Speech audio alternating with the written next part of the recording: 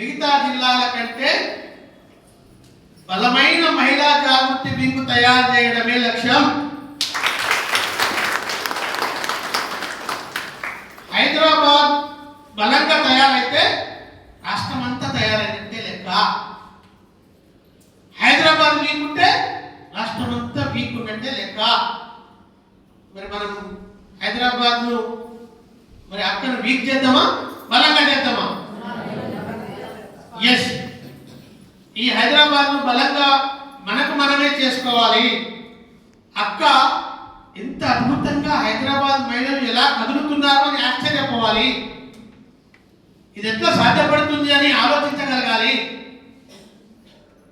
మీ అందరికీ ఎవరికి తగినటువంటి స్థానం, గుర్తింపు, ఇంకా భవిష్యత్తులో తను నిజంగా సీఎం అయితే ఇక మీకు వచ్చే లాభం ఇంత అంత కాదు, వ్యక్తిగా రాకపోవచ్చు. కానీ ఇలా 33% రిజర్వేషన్ సాధించిన ఘనత ఎవరిదమ్మా దేశంలో?